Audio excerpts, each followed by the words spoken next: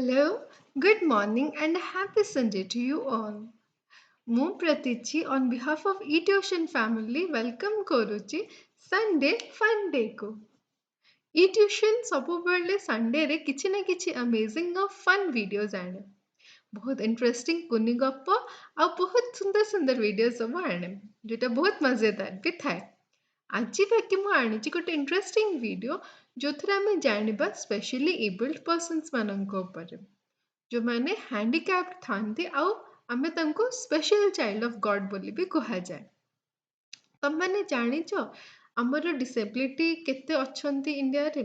ଆମ କଣ୍ଟ୍ରିରେ 6 ରୁ 7 crore of people ଡିସେବିଲିଟିଜରେ ପୀଡ଼ିତ ଅଛନ୍ତି। ବଟ୍ ଆମେମାନେ ନା ସେ ବିଷୟରେ ଏତେ ଜାଣନ୍ତି ନାହିଁ। ଏଇ ଭିଡ଼ିଓ ସେଇ ଉପରେ ଟିକେ ବେସ୍ଡ ଟିକେ ଆମର ଆୱାରନେସ୍ ଆଣିବା ଡିସେବଲ୍ ଲୋକମାନଙ୍କ ଉପରେ ଯୋଉମାନେ ଫିଜିକାଲି ହ୍ୟାଣ୍ଡିକ୍ୟାପ୍ଡ ଥାନ୍ତି ଯୋଉମାନଙ୍କର ଟିକେ କିଛି ପ୍ରୋବ୍ଲେମ୍ସ ଥାଏ ସେମାନଙ୍କ ବିଷୟରେ ଆମେ ଟିକେ ବେଶୀ ଜାଣିବା ଆଉ ତାଙ୍କ ସହିତ ଟିକେ ବେଶୀ କନେକ୍ଟ କରିବା। ତ ଚାଲ ଦେଖିବା। One cannot imagine the agony of a person who cannot do things that are regular for others. The pain to live every day with more struggle than others is surely a brave thing. ଆଚ୍ଛା ଆମେ ନା କେବେ ତମେ ମାନେ ଭାବିଛ କି ଯୋଉମାନଙ୍କର ହାତ ନାହିଁ କି ଯୋଉମାନଙ୍କର ଗୋଡ଼ ନାହିଁ କି ଯୋଉମାନେ ଦେଖି ପାରୁନାହାନ୍ତି କି କଥା କହି ପାରୁନାହାନ୍ତି କି ଶୁଣି ପାରୁନାହାନ୍ତି କି ବହୁତ ଅଲଗା ଅଲଗା ଡିଜିଜ୍ରେ ଯୋଉମାନେ ପୀଡ଼ିତ ଅଛନ୍ତି ସେମାନେ ତାଙ୍କ ଲାଇଫ୍ କେମିତି ବଞ୍ଚୁଥିବେ କେମିତି ସେଇ ଲୋକମାନଙ୍କ ସହିତ ମିଶୁଥିବେ ଯୋଉମାନେ କମ୍ପ୍ଲିଟଲି ଫିଟ୍ ଆଣ୍ଡ ଫାଇନ୍ ଅଛନ୍ତି ଯୋଉମାନେ ପୁରା ଭଲସେ ଅଛନ୍ତି ତାଙ୍କ ସହିତ କେମିତି ଯାଇକି ମିଶୁଥିବେ କେମିତି ଚଳୁଥିବେ କେମିତି ଖାଉଥିବେ ପିଉଥିବେ କେମିତି ରହୁଥିବେ କେବେ ଗୋଟେ ମିନିଟ୍ ପାଇଁ ତାଙ୍କ ବିଷୟରେ କେବେ ଭାବିଛ? ସେମାନେ ବି ନା ସେତିକି ହିଁ ଖୁସିରେ ଥାଆନ୍ତି ଆଫ୍ଟର ତାଙ୍କର ଯୋଉ ବି ସବୁ ଡିଜିଜ୍ ଥାଏ ତାପରେ ବି ସେମାନେ ବହୁତ ଖୁସିରେ ଥାଆନ୍ତି। ଏଇଠି କିଛି ପିକ୍ଚର୍ସ ଅଛି ଯୋଉଥିରୁ ତମେ ରିଲେଟ୍ କରିପାରିବ କି ସେମାନେ କେତେ ଖୁସି ଥାଆନ୍ତି। ଏଠି ଗୋଟେ ଛୋଟ ଛୁଆଟେ ତମେ ଦେଖିପାରୁଥିବ ଆଉ ଏଥିରୁ ପୁରା ଜଣା ପଡୁଛି କି ସେ ଛୁଆର କିଛି ନା ପ୍ରୋବ୍ଲେମ୍ ଅଛି ଫିଜିକାଲ ପ୍ରୋବ୍ଲେମ୍ କିଛି ଅଛି ବଟ୍ ତାର ସ୍ମାଇଲ୍ ସବୁ କିଛି କହୁଛି କି ସେ କେତେ ଖୁସି ଅଛି ଭିତରୁ। ଏଇଠି ଆଉ ଗୋଟେ picture and here comes the next picture. ତିନିଟା ଯାକ ପିକ୍ଚର ଦିଟା ଜିନିଷ ସିମିଲାର ଅଛି। ତିନିଟା ଯାକ ପିକ୍ଚରରେ ଆମେ ଦେଖିପାରୁଛେ କି କିଛି ନା କିଛି ପ୍ରୋବ୍ଲେମ୍ସ ଅଛି ଏଇ ଛୁଆମାନଙ୍କୁ ଫିଜିକାଲ କିଛି ପ୍ରୋବ୍ଲେମ୍ ଅଛି ଏଇ ଛୁଆମାନଙ୍କୁ ବଟ୍ ଆଉ ଗୋଟେ ସିମିଲାରିଟି ଅଛି କି ସେମାନେ କେତେ ଭଲସେ ହସୁଛନ୍ତି ତାଙ୍କର ସ୍ମାଇଲ୍ ଗୁଡ଼ା କେତେ ସୁନ୍ଦର ଆଉ କେତେ ପିସଫୁଲ୍ ଲାଗୁଛି। ଯେତେ ବି ପ୍ରୋବ୍ଲେମ୍ସ ଥାଉ ନା କାହିଁକି ସମସ୍ତେ ଲାଇଫରେ ଖୁସିରେ ରହିବା ପାଇଁ ଚାହାନ୍ତି ଆଉ ଏଇମାନେ ହଉଛନ୍ତି ଗୋଟେ ଗୋଟେ ଇନ୍ସପିରେସନ୍ ଆମମାନଙ୍କ ପାଇଁ ଯୋଉମାନେ ଏତେ ହର୍ଡଲ୍ସ ଥାଇକିନା ବି ଲାଇଫରେ କେତେ ଖୁସିରେ ରହିପାରୁଛନ୍ତି। ଆମମାନେ କିଛି ଛୋଟ ଏମିତି ପ୍ରୋବ୍ଲେମ୍ ହେଇଗଲେ ଆମେମାନେ I refer to normal peoples ଯୋଉମାନଙ୍କର ହାତ ଗୋଡ଼ ଠିକ୍ସେ ଅଛି ଯୋଉମାନଙ୍କର ଆଖି ପାଟି କଥା କହିପାରୁଛନ୍ତି ଦେଖିପାରୁଛନ୍ତି ବ୍ରେନ୍ରେ କିଛି ପ୍ରୋବ୍ଲେମ୍ ନାହିଁ ନ୍ୟୁରୋଲୋଜିକାଲ କିଛି ପ୍ରୋବ୍ଲେମ୍ ନାହିଁ ସବୁ କିଛି ଫିଟ୍ ଆଣ୍ଡ ଫାଇନ୍ ଅଛି ଏମିତି ବହୁତ ଲୋକ ଅଛନ୍ତି ବଟ୍ ଏମିତି ବି ବହୁତ ଲୋକ ଅଛନ୍ତି ଯୋଉମାନେ ଡିସେବଲ୍ଡ ଥାଆନ୍ତି ବା ସ୍ପେଶାଲି ଏବଲ୍ଡ ଥାଆନ୍ତି ସେମାନଙ୍କର ଏତେ ପ୍ରୋବ୍ଲେମ୍ସ ଥାଇକିନା ବି ସେମାନେ ଲାଇଫରେ କେବେ ଖୁସିରେ କେମିତି ରହିବେ ସେଇଟା ସବୁବେଳେ ଟ୍ରାଏ କରନ୍ତି ଏମିତି କେବେ ନା ଏକ୍ସକ୍ୟୁଜ ଦିଅନ୍ତିନି କି ମୋର ଏଇ ଡିଜିଜ୍ ଅଛି ତ ମୋର ଏଇଟା ପ୍ରୋବ୍ଲେମ୍ ଅଛି ତ ମୁଁ ଖୁସିରେ ରହିବିନି। ତ ଏଇଟା ହଉଛି ଆମର ଆଉ ତାଙ୍କ ଭିତରେ ଡିଫରେନ୍ସ ଆମେ ନର୍ମାଲ ଥାଏ ବାକି ସେମାନେ ହଉଛନ୍ତି ସ୍ପେଶାଲ ଚାଇଲ୍ଡସ୍ ବା ସ୍ପେଶାଲ ପର୍ସନ୍ସ ଅଫ୍ ଗଡ୍ ସେମାନେ ନା ସେତିକି ସ୍ପେଶାଲ ଥାନ୍ତି ବୋଲି ସେମାନେ ଆମଠୁ ବି ବେଶୀ ଖୁସିରେ ରହିପାରନ୍ତି। ଆଚ୍ଛା ଏଇ ରିଲେଟେଡ୍ ମୁଁ ଗୋଟେ ଛୋଟ ଏକ୍ସାମ୍ପଲ ଦବା ପାଇଁ ଚାହୁଁଛି। ମେଲିଆ ମହମ୍ମଦ ଡ୍ୟା ଯିଏ ମାଲେସିଆର ଗୋଟେ ଲେଡି ଯଦି ତମେ ତାଙ୍କ ବିଷୟରେ ଆଗରୁ ଶୁଣିଥିବ ଦେନ୍ ୱେଲ୍ ଆଣ୍ଡ ଗୁଡ୍ ନହେଲେ ଏଇଟା ଗୋଟେ ଏକ୍ସାମ୍ପଲ ଗୋଟେ ମାଙ୍କର ଯିଏ 101 ବର୍ଷ 101 years 101 years ବଞ୍ଚିଥିଲେ ଆଉ ତାଙ୍କର 63 year ଓଲ୍ଡ ଫିଜିକାଲି ହ୍ୟାଣ୍ଡିକ୍ୟାପ୍ଡ ବା ଫିଜିକାଲି ଚ୍ୟାଲେଞ୍ଜଡ ପୁଅକୁ ସମ୍ଭାଳିଥିଲେ। ଭାବ ଜଷ୍ଟ କେମିତି ନା ଗୋଟେ ଥଟ୍ ଦିଅ କି 101 ବର୍ଷ ଯାଏ ସିଏ ଏତେ ବୁଢ଼ୀ ହେଇଯାଇଥିଲେ କି ସେ ନା ନିଜର ତାଙ୍କର ମେମୋରି ରହୁନଥିଲା ତାଙ୍କର ମନେ ରହୁନଥିଲା ତାଙ୍କ ନିଜ ନାଁ ମନେ ରହୁନଥିଲା କୋଉଠି କୋଉ ଜିନିଷ ରଖିଲେ ସେଇଟା ମନେ ରହୁନଥିଲା କଣ କରୁଛନ୍ତି ସେଇଟା ମନେ ରହୁନଥିଲା ବଟ୍ ତାପରେ ବି ନିଜ ନାଁ ଭୁଲି ଯାଇଥିଲେ ବଟ୍ ସେ ତାଙ୍କ ପୁଅର ନାଁ ଭୁଲିବା କେବେ ବି ଭୁଲି ନଥିଲେ କି ତାକୁ ଠିକ୍ ଟାଇମ୍‌ରେ ଖାଇବାକୁ ଦବା କେବେ ଭୁଲି ନଥିଲେ। ସେ ତାକୁ ଠିକ୍ ଟାଇମ୍‌ରେ ଖୁଆନ୍ତି, ତାର ଠିକ୍ ଟାଇମ୍‌ରେ କେୟାର ନିଅନ୍ତି ଆଉ ସେତିକି ହିଁ ତାକୁ ଭଲ ପାଆନ୍ତି। ଏତେ ଏଜ୍ ଯାଏଁ। ଗୋଟେ ମିନିଟ୍ ଭାବ ଆଉ ବାସ୍ ଚିନ୍ତା କର। 63 ଏଜ୍ ଯାଏଁ ଗୋଟେ ଛୁଆରୁ ନେଇକିନା 63 ଏଜ୍ ଯାଏଁ ଗୋଟେ ଛୋଟ ପିଲାକୁ ନେଇକି ଏତେ ବଡ଼ ହବା ଯାଏଁ କେୟାର କରିବା କ'ଣ ଇଜି କଥା? ସେ ଯିଏ ଥିଲେ ଫିଜିକାଲି ଚ୍ୟାଲେଞ୍ଜଡ୍ ପୁଅ ତାଙ୍କର ଯିଏ ଥିଲେ ସେ ବେଡ୍‌ରୁ ଉଠି ପାରୁନଥିଲେ। ନା ସେ ବସି ପାରୁଥିଲେ, ନା ସେ ନିଜେ ନିଜ ଖାଇବା ଆଣିକି ଖାଇପାରୁଥିଲେ, ନା ସେ କିଛି କହିପାରୁଥିଲେ, ତାଙ୍କୁ ଏକ୍ସପ୍ରେସ୍ କରିପାରୁଥିଲେ। ଯାହା ଥିଲେ ତାଙ୍କର କମ୍ୟୁନିକେସନ୍ ଯାହା ବି ଥିଲା ତାଙ୍କ ମା ସହିତ ହିଁ ଥିଲା। ତାଙ୍କ ଠାର ତାଙ୍କ ମା ହିଁ ବୁଝିପାରୁଥିଲେ। शायद ସେଇଥିପାଇଁ ହିଁ କୁହନ୍ତି କି ମାର ମମତା ଆଉ କାହା ସହିତ ତୁଳନୀୟ ନୁହେଁ। ବିକଜ୍ ମା ଯେତିକି ଭଲ ପାଇବ ନା ଗୋଟେ ଛୁଆକୁ ସେ ଚାହେ ନର୍ମାଲ ହଉ କି ସେ ଚାହେ ସ୍ପେଶାଲ ଚାଇଲ୍ଡ ହଉ ସେତିକି ନା ଆଉ କେହି ଗୋଟେ ଛୁଆକୁ ଭଲ ପାଇ ପାରିବେ ନାହିଁ। ଆଉ ଏଇଟା ହିଁ शायद ଡିଫରେନ୍ସ ଗୋଟେ ମା ଭିତରେ ଆଉ ଅନ୍ୟ ଯେତେ ବି ରିଲେସନ୍ ଅଛି ତା ଭିତରେ। ଏଇଠି ହଉଛି ମିସେସ୍ ଦିଆଙ୍କର ଗୋଟେ ପିକ୍ଚର ଆଉ ତାଙ୍କ ପୁଅଙ୍କର। ଯୋଉଠି ସେ ତାଙ୍କର ଏତେ ଏଜ୍ ଯାଏଁ ଦେଖ ତାଙ୍କ ପୁଅ ବି ଏତେ ବୁଢ଼ା ହେଇଯାଇଛନ୍ତି ବଟ୍ ଷ୍ଟିଲ୍ ସେ ତାଙ୍କୁ ସେତିକି ହିଁ ଭଲ ପାଉଛନ୍ତି ଯେତିକି ଭଲ ପାଇବା ସେ ତାଙ୍କୁ ଛୁଆବେଳେ ଦଉଥିଲେ। ଆଉ ଏଇଟା ହଉଛି ପିକ୍ଚର ଯେତେବେଳେ ତାଙ୍କର ଡିମିଶ୍ ହେଇଯାଇଥିଲା ମାନେ ତାଙ୍କର ଲାଷ୍ଟ ଡେର ପିକ୍ଚର ମାନେ ଯେତେବେଳେ ସେ ନଷ୍ଟ ହେଇଯାଇଥିଲେ ସେଇ ଟାଇମ୍‌ରେ ତାଙ୍କ ପୁଅକୁ ଆଣିକିନା ତାଙ୍କୁ ଏମିତି ଦେଖା କରାଇଥିଲେ। ତାଙ୍କ ପୁଅ କହିପାରୁନଥିଲେ କିଛି ବଟ୍ ଷ୍ଟିଲ୍ ତାଙ୍କ ମା ତାଙ୍କ ଠାର ବୁଝୁଥିଲେ। ତାଙ୍କର ସେଇ ଗୋଟେ ଅଲଗା ହିଁ ଗୋଟେ କନେକ୍ସନ୍ ଥାଏ। ଗୋଟେ ସ୍ପେଶାଲି ଗୋଟେ ଏବଲ୍ଡ ଛୁଆ ଆଉ ତା ମା ଭିତରେ। ଆଉ ଏଇଟା ହଉଛି ଆମର ଗୋଟେ ଜିତା ଜାଗତା ଏକ୍ସାମ୍ପଲ୍। ଏମିତି ଆହୁରି ବହୁତ ଏକ୍ସାମ୍ପଲ୍ ଅଛି। ଆମର ଗୋଟେ ସାଉଥ୍ ଇଷ୍ଟ ନା ଆମର ଗୋଟେ ସାଉଥ୍ ଇଣ୍ଡିଆର ଗୋଟେ ମା ଅଛନ୍ତି ଯିଏ ତାଙ୍କର ଟ୍ୱିନ୍ ପୁଅକୁ ଯିଏ ତାଙ୍କ ଟ୍ୱିନ୍ ପୁଅ ଯିଏ ସେ 54 ଏଜ୍‌ର ଆଉ ସେ ମାଆଙ୍କୁ 82 ଏଜ୍। ସିଏ ତାଙ୍କ ଟ୍ୱିନ୍ ପୁଅ ଦି ଜଣ ଯାକ ପ୍ୟାରାଲାଇଜ୍ଡ ଅଛନ୍ତି। ଆଉ ସେ ଦି ଜଣଙ୍କୁ ସେମିତି ଛୁଆରୁ ତାଙ୍କର କେୟାର ନଉଛନ୍ତି, ତାଙ୍କୁ ସେତିକି ଭଲ ପାଉଛନ୍ତି ଆଉ ତାଙ୍କର ଏବେ ଯାଏଁ ବି ସେତିକି ହିଁ କେୟାର ନେଇକିନା ତାଙ୍କୁ ବଡ଼ କରେଇଛନ୍ତି। ଯୋଉଟା ବିଲକୁଲ ବି ଇଜି ନାହିଁ। ମୁଁ କହିଦଉଛି ତମେମାନେ ଶୁଣି ଦଉଛ। ବଟ୍ ସେଇ ମା ହିଁ ଜାଣିଥିବ ସେଟା ତାଙ୍କ ପାଇଁ କେତେ ପ୍ରୋବ୍ଲେମ୍ ତାଙ୍କ ପାଇଁ ଥିବ କି କେତେ ଖୁସିରେ ସେ କରୁଥିବେ କି କଣ କରୁଥିବେ ସେଟା ସେ ମା ହିଁ ଜାଣିଥିବ। ଆଉ ଗୋଟେ ସେମିତି ଅଛି ଆଉ ଗୋଟେ ମାଙ୍କର ଷ୍ଟୋରି ଯିଏ ନା ତାଙ୍କର ଝିଅ ତାକୁ ସେମିତି 45 ହେଇଯାଇଥିଲେ। ସେଇ ଲେଡିକୁ 45 ଇୟର୍ସ ଓଲ୍ଡ ଥିଲେ। ଆଉ ତାଙ୍କ ମା ନା ଯେତେବେଳେ ତାଙ୍କର ଡେଥ୍ ହେଲା ସେ ଗୋଟେ ସିଙ୍ଗଲ ମଦର ଥିଲେ। ଯେତେବେଳେ ତାଙ୍କର ଡେଥ୍ ହେଲା ସେ ତାଙ୍କ ପାଇଁ ଗୋଟେ ନୋଟ୍ ଛାଡ଼ିକି ଯାଇଥିଲେ।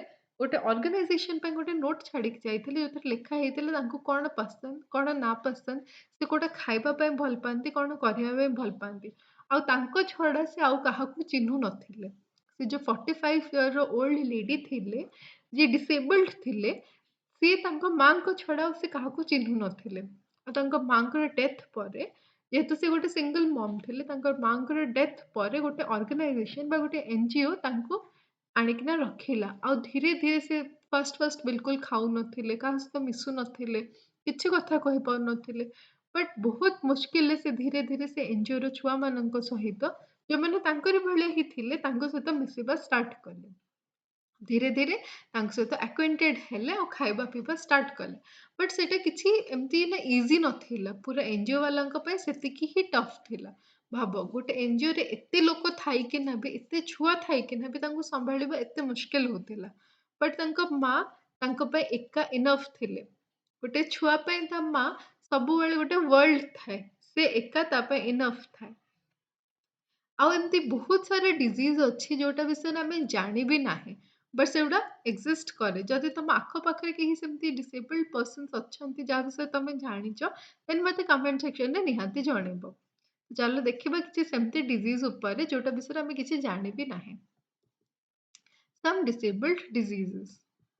ଅଟିଜମ୍ ବିଷୟରେ ତମେମାନେ ସବୁ ଶୁଣିଥିବ। ଆମେ ଯୋଉ ମୁଭି ଥିଲା ତାରେ ଜମିନ୍ ପର୍ ସେ ବିଷୟରେ ସବୁ ଦେଖିଥିବ। ତାରେ ଜମିନ୍ ପର୍ ଯୋଉ ଛୋଟ ଛୁଆଟା ଅଟିଜମରେ ପୀଡ଼ିତ ଥିଲା ତା ବିଷୟରେ ଜାଣିଥିବ। ଯଦି ଦେଖିନ ଆଜି ସଣ୍ଡେ ଅଛି ନିହାତି ଯାଇକି ଅଟିଜମର ମୁଭିଟା ଦେଖିବ। ତାରେ ଜମିନ୍ ପର୍।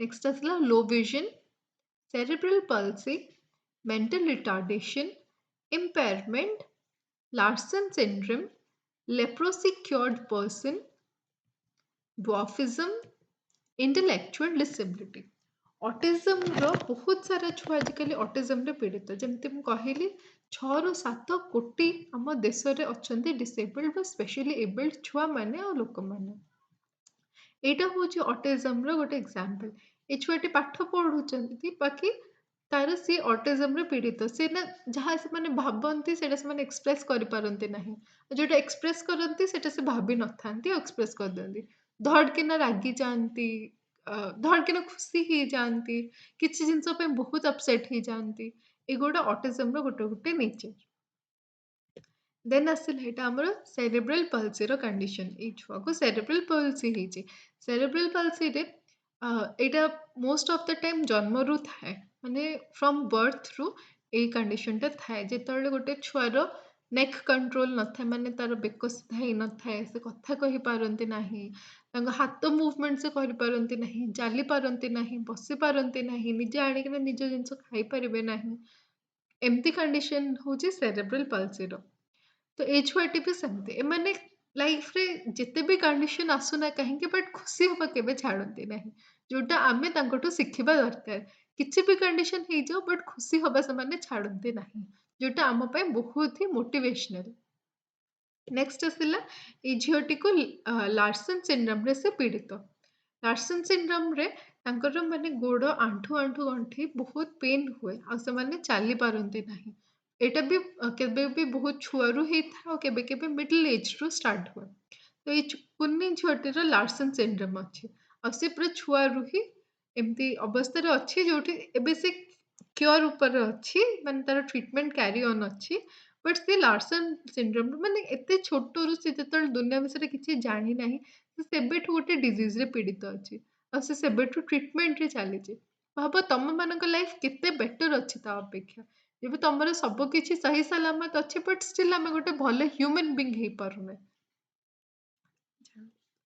ନେକ୍ସଟ ଆସିଲା ଆମର କିଛି ଏବଲ୍ଡ ପର୍ସନ ଯିଏ ଆମ ଇଣ୍ଡିଆରୁ ଯୋଉ ବହୁତ ଇନ୍ସପାୟାରିଂ ସୁଧା ଚନ୍ଦନ गिरीश शर्मा रविंद्र जैन अच्छा सुधा चंदन विषय मोस्ट ऑफ द पीपल हमरो जानिथिबे सुधा चंदन होचंती गोटे डांसर जहार 16 वर्षरे एक्सीडेंट हो जाइथिला और एक्सीडेंट रे तांकर गोड़ कटि जाइथिला गोड़ कटि जाइथिला बाकी से केबे तांकर पैशन थिला डांस करबा से केबे छाड़ी नथिले से ता परे भी बहुत डांस करचंती और क्लासिकल डांस पे से फेमस और इंटरनेशनली तांको अवार्डेड से क्लासिकल डांस पे नेक्स्ट आसिले गिरीश शर्मा गिरीश शर्मा होचंती गोटे बैडमिंटन प्लेयर जहाँकर एक्सीडेंट रे गोड़ गोटे कटि जाइथिला बट से केबे खेलिबा छाड़ी नथिले से ता परे भी बैडमिंटन खेलिछंती और इंडिया पे मेडल्स आनिछंती देन आसिले रविंद्र जैन छुआरू ही तांकर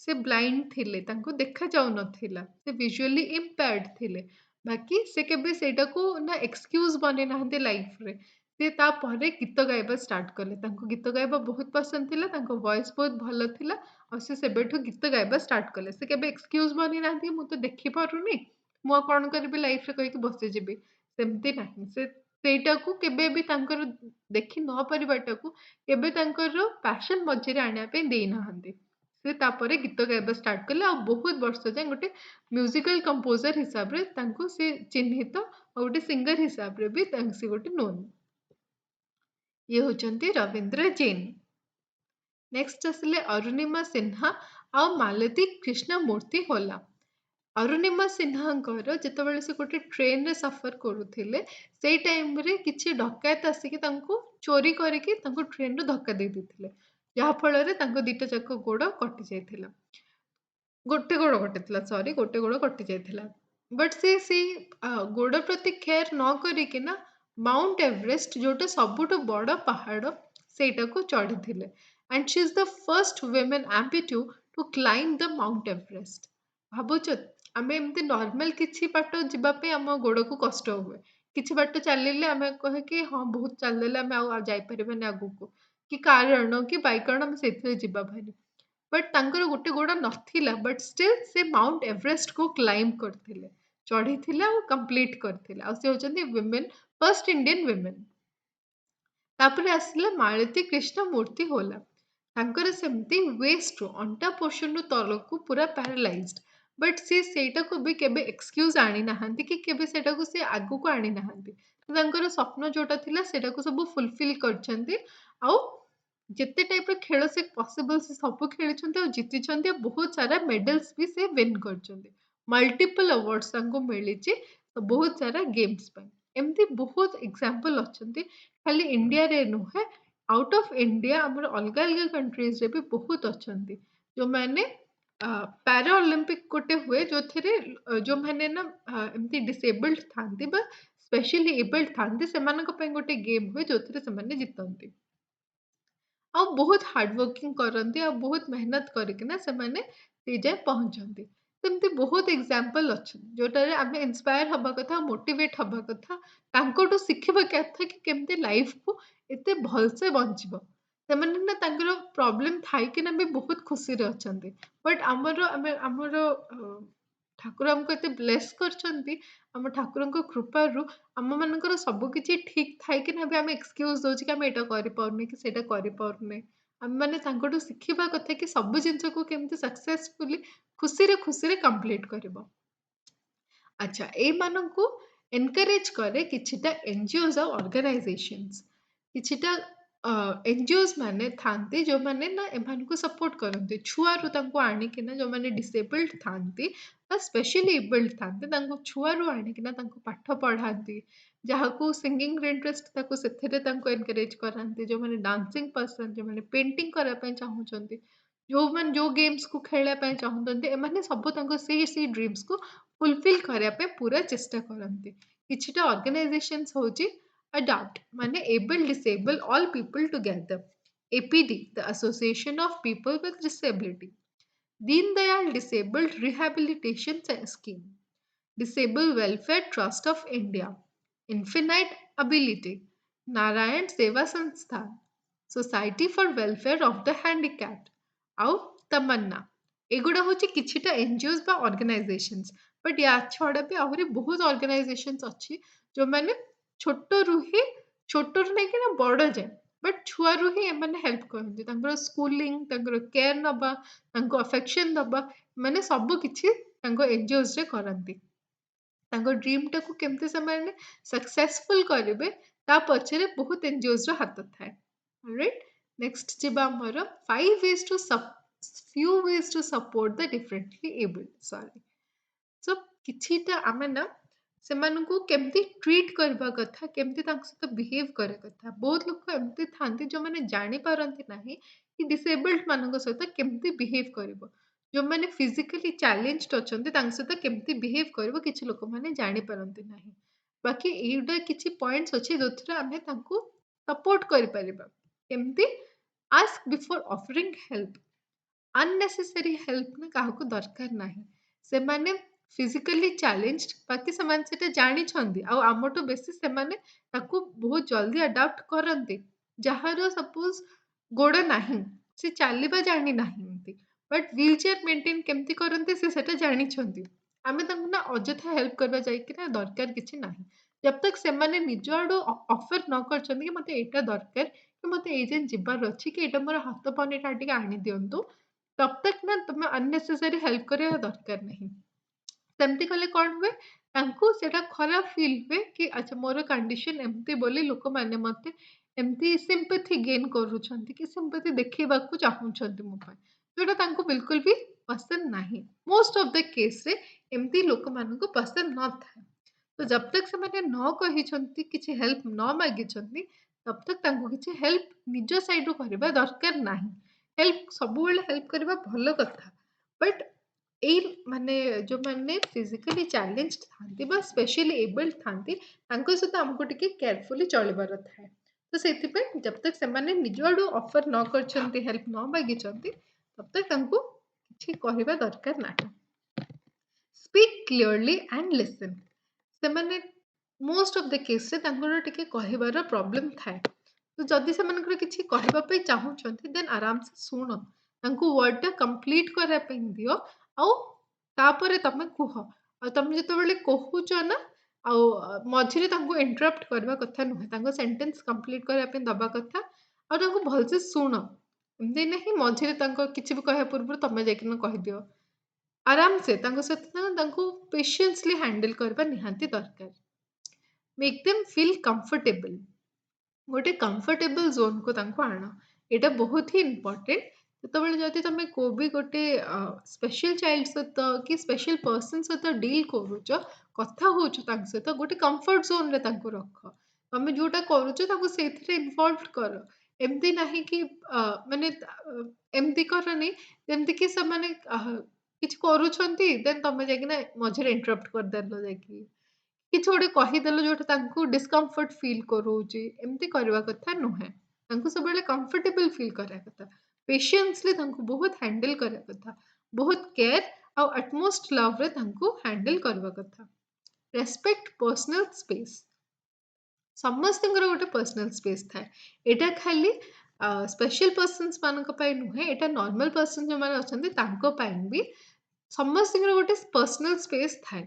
ତମେ ଯାଇକିନା ନା କାହାର ସପୋଜ ଯଦି କିଛି ଏମିତି ଶୁଣି ପାରୁନାହାନ୍ତି, ତମେ ତାଙ୍କ କାନ ସାମ୍ନାରେ ଏମିତି ଏମିତି କରୁଛ କି ତାଳି ମାରୁଛ, ଏମିତି କରିବା କଥା ନୁହେଁ, ଯୋଉଟା ବହୁତ ହି ଇନସଲ୍ଟିଂ ଫିଲ୍ ହୁଏ। ତାଙ୍କର ନିଜର ଗୋଟେ ପର୍ସନାଲ ସ୍ପେସ୍ ଅଛି, ନିଜର ଗୋଟେ ପର୍ସନାଲ ବାଉଣ୍ଡରିଜ ଅଛି। ଆଉ ଏଇଟା ସମସ୍ତଙ୍କର ଥାଏ। ସମସ୍ତଙ୍କର ପର୍ସନାଲ ସ୍ପେସକୁ ରେସ୍ପେକ୍ଟ କରିବା କଥା। ତମେ ଯାଇକିନା ନା ଏମିତି ଡାଇରେକ୍ଟ ଯାଇକି ପଚାରି ଦିଅନ୍ତି କିଛି ଲୋକ ଥାନ୍ତି। ତମ ସହିତ ଏମିତି ଇନସିଡେଣ୍ଟ କେମିତି ହେଲା?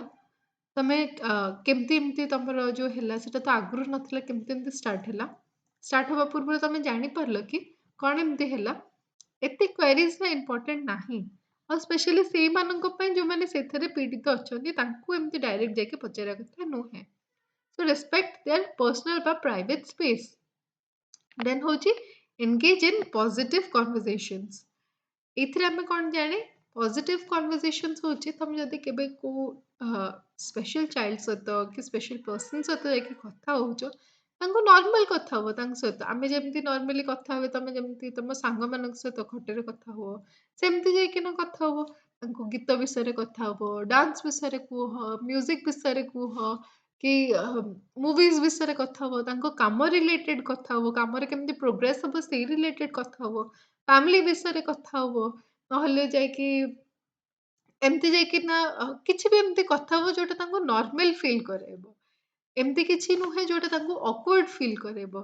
ଏମିତି କିଛି ବି କଥା ହବା କଥା ନୁହେଁ କି ତାଙ୍କର ପାଷ୍ଟ ରିଲେଟେଡ୍ କିଛି ମେମୋରିଜ୍ ଯୋଉଟା ସେମାନେ ତମ ସହିତ ସେୟାର କରିବା ପାଇଁ ଚାହିଁବେ, ତା ବିଷୟରେ କଥା ହୁଅ, ତା ବିଷୟରେ ଶୁଣ। ତ ଏମିତି ଏମିତି କିଛି କର ଯୋଉଥିରେ ତମେ ତାଙ୍କୁ ସପୋର୍ଟ କରିପାରିବ, ତାଙ୍କୁ ଆହୁରି ଏନକରେଜ କରେଇ ପାରିବ ତାଙ୍କ ଲାଇଫକୁ ବଞ୍ଚିବା ପାଇଁ, କି ତାଙ୍କୁ ଖୁସି ଦେଇପାରିବ। ଏମିତି କିଛି କାମ କରିବା କଥା ନୁହେଁ ଯୋଉଟା ତାଙ୍କୁ ଆହୁରି ଅପସେଟ୍ କରେଇବ। ଅଲରାଇଟ୍? ତ ହୋପଫୁଲି ମୋ ଭିଉୟର୍ସ ମାନେ ସେଗୁଡ଼ା ସବୁ ଜାଣୁଥିବେ, ବୁଝୁଥିବେ ଆଉ ୟା ପରେ ଇମ୍ପ୍ଲିମେଣ୍ଟ ବି କରିବେ। Thank you guys for listening me so patiently. ଆଉ ୟା ପରେ ମୁଁ ଭାବୁଛି କି ତମେ ମାନେ ସବୁ ଯୋଉ ବି ତମ ସାମ୍ନାରେ ଯଦି କେହି ପର୍ସନ ଆସିଲେ, କିଛି ସ୍ପେଶାଲି ଏବଲ୍ଡ ପର୍ସନ ଆସିଲେ, ତମେ ତାଙ୍କ ସହିତ ବହୁତ ଭଲସେ ବିହେଭ୍ କରିବ। ଆଉ କ'ଣ ସବୁ କ୍ରାଇଟେରିଆସ୍ କହିଲି ତମର ମନେ ରହିଲା ନା? ତମେ କୋଉ ୱେରେ ତାଙ୍କୁ ସପୋର୍ଟ କରିପାରିବ, ନା କି ତାଙ୍କୁ ଆହୁରି ଖରାପ ଫିଲ୍ କରାଇବ। ଠିକ୍ ଅଛି? ତାଙ୍କୁ ସବୁବେଳେ ନା ହେଲ୍ପ ନିଜ ଆଡୁ ଅଫର କରିବା କଥା ନୁହେଁ। ସେମାନେ ଯଦି କହିଲେ ଦେନ୍ ଯାଇକିନା ହେଲ୍ପ କର। ଠିକ୍ ଅଛି? ଏଇ କଥାଟାକୁ ସବୁବେଳେ ମନେ ରଖିଥିବ। ଆଉ ଯଦି କେହି ତମ ସାମ୍ନାରେ ସେମିତି ନା ଆସୁଛନ୍ତି ସେମିତି person, then you should feel lucky to yourself କି ତମେ ତାଙ୍କୁ ହେଲ୍ପ କରିବା ପାଇଁ ତମକୁ କିଛି ଚାନ୍ସ ମିଳିଲା, କି ତାଙ୍କ ସହିତ ଇଣ୍ଟରାକ୍ଟ କରିବା ପାଇଁ ତମକୁ କିଛି ଚାନ୍ସ ମିଳିଲା। ବିକଜ ସେମାନେ ବହୁତ ଅମେଜିଂ ଥାନ୍ତି ବାଇ ହାର୍ଟ ବି ଆଉ ବାଇ ନେଚର ବି। ତ ସବୁବେଳେ ଖୁସିରେ ନିଜେ ବି ଖୁସିରେ ରୁହ ଆଉ ସମସ୍ତଙ୍କୁ ଖୁସିରେ ରହିବାକୁ ଦିଅ। ଠିକ୍ ଅଛି? So bye guys, take care and a happy Sunday once again. Bye bye.